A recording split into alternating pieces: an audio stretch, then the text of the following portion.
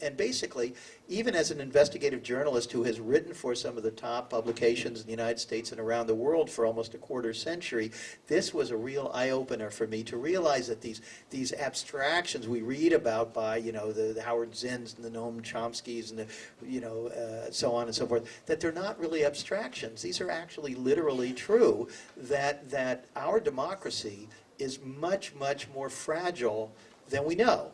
And a tremendous effort goes into, first of all, distracting us.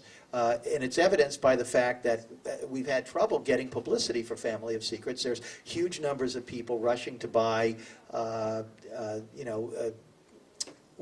whole range of amusing books, but people don't know about this, and so we've been relying very much on word of mouth to get it out there. But clearly, they had all these things, something called the Psychological Strategy Board, where people from Big Tobacco, people from the CIA, and so on, they all sat together and they talked about how do you influence and shape public perceptions. And they weren't just doing this in the Soviet bloc, they were doing it right here. And they're doing it today.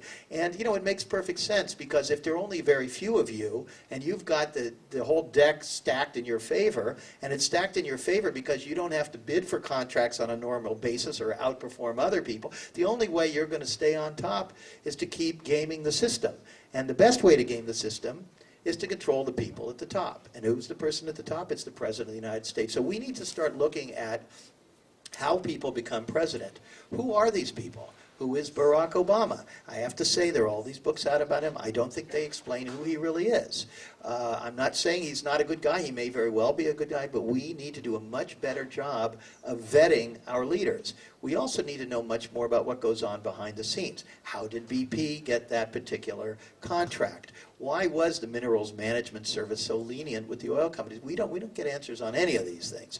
And so, in kind of wrapping up here, I just want to say I was so frustrated with this, with the state of affairs, with our being completely in the dark. I feel it's like the allegory of the cave, this notion where, you're in a cave and you spend your whole life in the cave. You've never seen the outside, and when people go by outside, all you see are the shadows on the wall, and you think those shadows, that's the reality. That's what we think. We all live in the cave, but that's not the reality. The reality is outside, and I'm trying to, with other people, bring the reality to the people inside. And so we've started a nonprofit investigative reporting outfit. It's called whowhatwhy.com, whowhatwhy.com.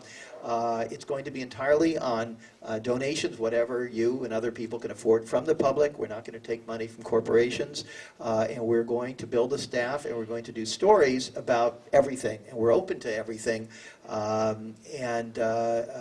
We think that this is needed, and we hope that this sets an example, and that this hunger for the truth grows, and that we basically restore our democracy and start dealing with the real problems in the world while there is time to do so.